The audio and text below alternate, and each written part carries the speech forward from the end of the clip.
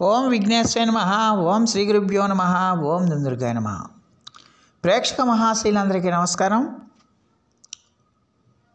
ప్రస్తుతం ద్వాదశ రాశుల్లో ఎవరైనా సరే సుఖాలు పొందినా, బాధలు పడినా, నష్టాలు పొందినా, చింతనలు పడినా, దుఃఖాలను ఎదుర్కొంటున్నా, ఇవన్నీ కూడా మన పూర్వజన్మ సంబంధమైన ఫలితాలుగా మన శాస్త్ర వచనం.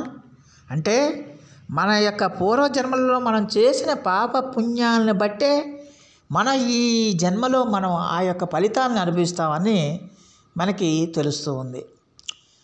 అందుకనే మనం కొంతమంది మనం చూస్తుండగానే చాలా తక్కువ స్థితిలో ఉన్నవాళ్ళు మనం చూస్తుండగానే మన కళ్ళ ముందు ఎదిగిపోయి వాళ్ళు చాలా ఉన్నత స్థితికి వెళ్ళిపోతూ ఉంటారు. అలాగే మనం చూస్తుండగానే చాలా గొప్పవాళ్ళు సైతం చాలా డౌన్ స్టేజ్కి, చాలా కింది స్థాయిలోకి వచ్చేయటం, అనేక కష్టాలను ఎదుర్కోవటం, సంతాన సమస్యలు, ఆరోగ్య సమస్యలు, భార్యాభర్తల సమస్యలు, అలాగే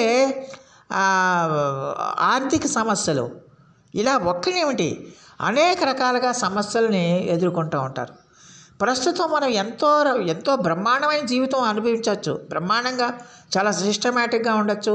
సిస్టమేటిక్ లైఫ్ని, క్రమశిక్షణావంతమైన జీవితం మనం అనుభవించవచ్చు. మంచి ఆహార పానీయాలు తీసుకోవచ్చు.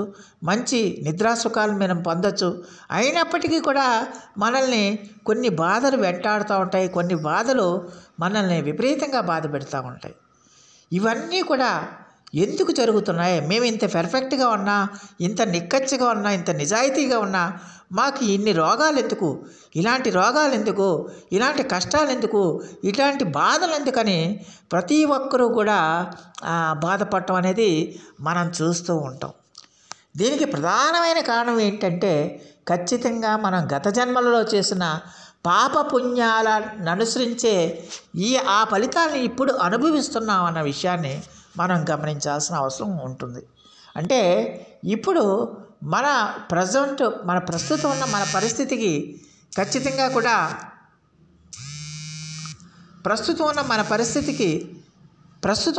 పరిస్థితికి ఒకటి మన వ్యక్తిగత జాతకం, గోచార ఫలితాలు తోడైతే రెండో కారణంగా మనం ఖచ్చితంగా మరి మన పూర్వజన్మ ఫలితాలను కూడా మనం ఖచ్చితంగా చెప్పుకోవాల్సిన అవసరం ఉంటుంది. అందుకనే ఎప్పుడు కూడా ఇతరులకు హాని చేసే పనులు మనం ఇప్పుడు ఎట్టి పరిస్థితిలో కూడా చేయకూడదన్న విషయాన్ని ప్రతి ఒక్కరూ కూడా గమనించాల్సిన అవసరం ఉంటుంది.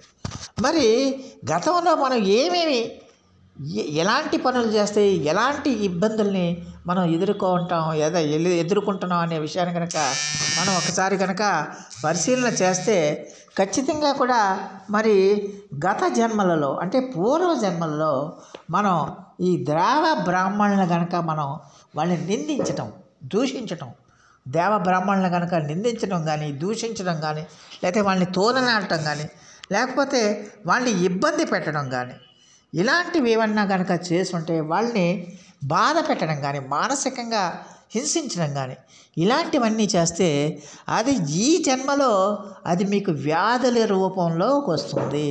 అది ఏ వ్యాధి రూపంలోకి వస్తుందంటే అది క్షయ వ్యాధి రూపంలో ఆ యొక్క ఫలితాన్ని మనము అనుభవిస్తామని శాస్త్రం చెబుతుంది.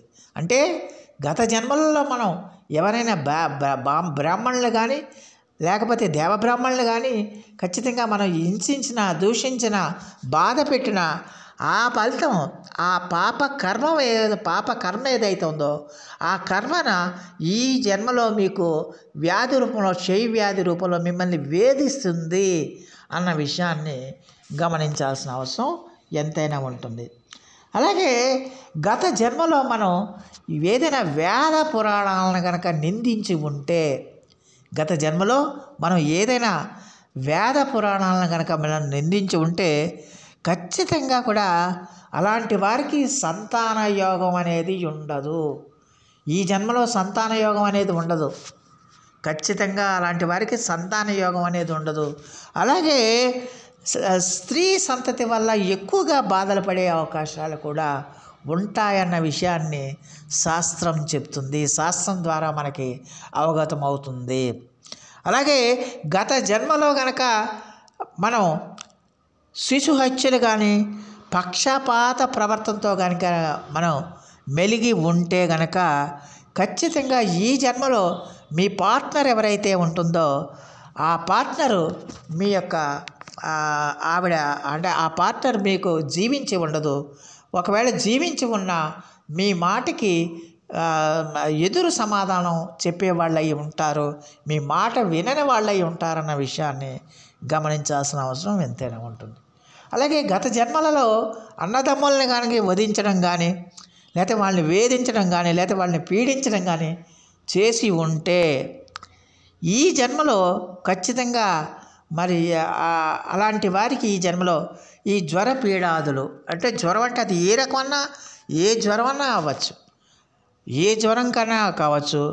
అలాగే ఖచ్చితంగా కూడా ఈ జ్వర రోగాదులతో గతించడం కూడా జరగవచ్చు.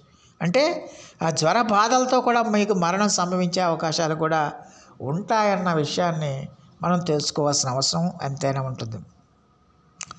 అలాగే గత జన్మలో కనుక మనం ఏదైనా ఈ మృదంగ వాయిద్యాలను కనుక దొంగిలించి ఉంటే ఖచ్చితంగా ఈ రోగంలో మన ఈ చేతులకు సంబంధించిన ఇబ్బందులతో కానీ సమస్యలతో కానీ బాధపడే అవకాశం ఉంటుందన్న విషయాన్ని గమనించాల్సిన అవసరం ఉంటుంది.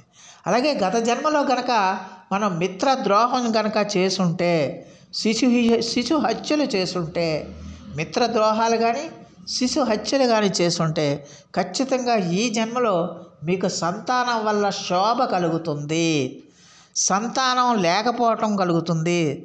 సంతానానికి అలాగే సంతానం కలిగి దుర్మరణం పాలవడానికి కూడా అవకాశం ఉంటుందని శాస్త్రం చెబుతుంది. అందువల్ల ఎట్టి పరిస్థితుల్లో కూడా ఇప్పుడు నేను ఏవైతే చెప్పానో అవన్నీ కూడా అలాంటి ఫలితాలు పొందుతున్న వాళ్ళందరూ కూడా దానికి పరిహారంగా ఖచ్చితంగా కూడా క్షయవ్యాధిగ్రస్తులు లేదా ఈ ఊపిరితిత్తులకు సంబంధించిన సమస్యలతో బాధపడుతున్న వాళ్ళందరూ కూడా దేవ బ్రాహ్మణుల పట్ల భక్తి కలిగి ఉండండి. భక్తి కలిగి ఉండకపోయినా పర్వాలేదు, కనీసం వాళ్ళ పట్ల మీరు సాటి మానవుడిగా మీరు జీవించండి. మీకు అవసరమైతే పేద బ్రాహ్మణులు అయితే ఖచ్చితంగా వాళ్ళకి సహాయం చేయండి. ఒకవేళ మీకు స్తోమత లేకపోతే మౌనంగా ఉండండి, కానీ వాళ్ళని దూషించే ప్రయత్నం ఎట్టి పరిస్థితిలో కూడా మీరు చేయకండి. అలాగే ఇప్పుడు ప్రస్తుత పరిస్థితుల్లో సంతానం లేక ఇబ్బంది పడేవాళ్ళు, స్త్రీ సంతతి వల్ల బాధలు పడేవాళ్ళు, వాళ్ళందరూ కూడా వేద పురాణ పఠనాల్ని మీరు పఠించండి. వేదాలని పఠించండి, పురాణాలని చదువుకోండి, శ్రద్ధతో చదువుకోండి, విశ్వాసంతో చదువుకోండి, ధర్మబద్ధంగా న్యాయబద్ధంగా నీతిబద్ధంగా జీవించండి. అలా జీవిస్తే కనుక ఖచ్చితంగా ఇప్పుడు ఈ జన్మలో మీరు సంతాన లేమితో బాధపడుతుంటే, అలాగే స్త్రీ సంతతి వల్ల బాధలు పడుతుంటే ఆ బాధలన్నీ కూడా ఆ బాధల నుంచి కొంతమేరకైనా ఉపశమనం లభించడానికి అవకాశం ఉంటుంది. అలాగే గత జన్మలో కనుక ప్రస్తుత జన్మలో కనుక మీకు మీ పార్ట్నర్స్ బతికి ఉండకపోతే, మీకు వివాహం అయ్యి పార్ట్నర్స్ బతికి ఉండకపోయినా, లేకపోతే మీ పార్ట్నర్స్ మీ మాట వినకపోయినా సరే ఖచ్చితంగా కూడా అది గత జన్మలో మీరు చేసిన పాపకర్మగానే మనం భావించాలి. అందువల్ల గత జన్మలో శిశు హత్యలు కానీ లేకపోతే పక్షపాత ప్రవర్తనతో కనుక చేసి ఉండటం వల్లే ఇలాంటి పరిస్థితి దాపరిస్తుంది. కాబట్టి ఖచ్చితంగా ఈ జన్మలో ప్రస్తుతం పరిస్థితుల్లో శిశువుల్ని మీరు ఎక్కువగా వాళ్ళని దగ్గరికి తీసుకోండి, వాళ్ళని లాలించండి, పూజించండి. శిశువులకి మీకు ఎక్కువగా దాన ధర్మాలు చేయండి. వాళ్ళకి నచ్చిమి బొమ్మలు కానీ ఆట వస్తువులు కానీ ఇతరత్ర ఏదైతే అవి వాళ్ళకి దానం చేయటం వల్ల ఆ దోష తీవ్రత కొంతమేరైనా తగ్గడానికి అవకాశం ఉంటుంది.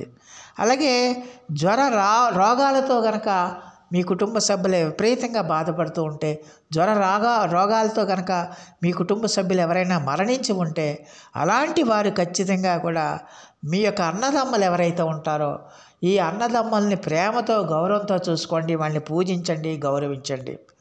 వాళ్ళని గౌరవించకపోయినా పూజించకపోయినా పర్వాలేదు, కానీ వాళ్ళని ఎట్టి పరిస్థితుల్లో కూడా తోలనాడకండి, వాళ్ళని హింసించకండి, వాళ్ళని బాధ పెట్టకండి. అలాగే ఇప్పుడు ఎవరైనా సరే ఈ చేతులకు సంబంధించిన రోగాలతో బాధపడుతూ ఉంటే, అలాంటి వారు ఎవరైనా సరే పేదవాళ్ళకి ఈ మృదంగ వాద్యాలు ఏవైతే ఉన్నాయో అవి ఎవరికైనా దానం చేయండి.